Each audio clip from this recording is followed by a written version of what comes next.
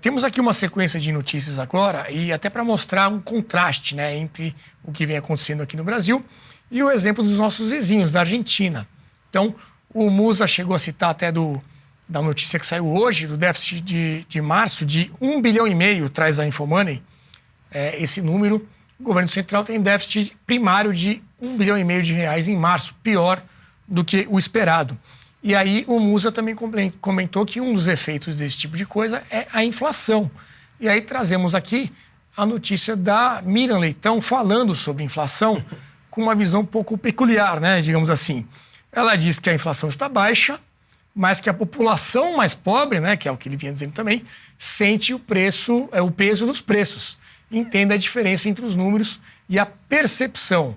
Aí pode ter uma questão até de metodologia, né, desse índice de inflação, mas o fato é que a Miriam Leitão deu um jeito de dizer, olha, está controlado, mas parece que não está.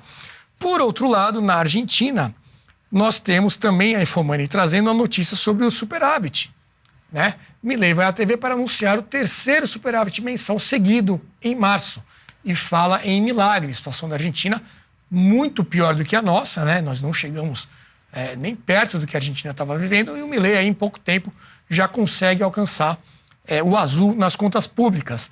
A Revista Oeste traz a notícia sobre a moeda argentina. Falamos também aqui sobre desvalorização da moeda. Moeda argentina, o peso se valoriza 25% em relação ao dólar. E ali a foto do Milei. E, para terminar, uma outra notícia da Revista Oeste sobre o risco país da Argentina. Efeito Milei. Em 4 meses, risco Argentina cai 40%. Musa, você que, inclusive, esteve lá, né, na posse do Milei, visitou o país recentemente, você pode trazer aí esse contraste entre o que o Milei tem aplicado lá, né, a motosserra que ele falou que ia fazer, e os rumos que nós estamos tomando por aqui? Veja, eu não consigo atribuir isso a milagre. Não tem. Isso é exatamente o que nós falamos na primeira pauta aqui. Isso é o governo cortar os seus gastos excessivos para buscar ter um superávit. Esse superávit tem uma sobra fiscal em que ela serve para pagar dívidas. E quando você tem o mercado percebe, e o mercado aqui também é um termo que a esquerda adora usar como se fosse lá dos ricos. O mercado, eu quero dizer, os agentes econômicos, todos nós que saímos à rua... Não é o mercado malvadão. Não é o mercado malvadão. Todos nós que saímos à rua para comprar uma garrafa d'água, um pão, não importa. Todos nós. Quando todos nós precificamos que a expectativa é de melhorar, isso já é sentido nas ruas. E esse reflexo é justamente o que a gente vê. A moeda nos 3 meses que mais valorizou. Veja, eu estive com a Brasil Paralelo no primeiro e no segundo turno lá, que foi setembro e outubro, acho, do ano passado. Antes eu tinha ido em julho com a minha família de férias.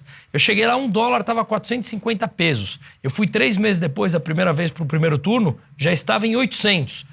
No mês seguinte, $1 já estava em 1.000. Ou seja, ele tinha perdido um valor de praticamente 100% em coisa de 4, 5 meses. E a gente vê essa valorização agora, a gente vê o terceiro mês seguido de superávit, eles não alcançavam isso em 16 anos. Então, o que o governo fez? Ele cortou 5% basicamente de gastos extras que tinha do PIB, frente ao PIB, e conseguiu, pela primeira vez em 16 anos, trazer um superávit, como a gente falou, gastar menos do que ele arrecada. Claro, dói?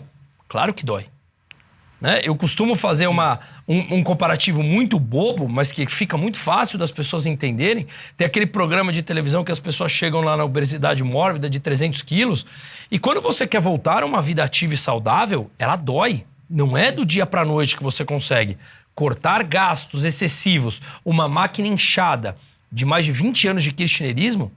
Olha que eles sobreviveram a 20 anos de kirchnerismo, hein? Uma inflação de 300%, 400% ao ano. Ok.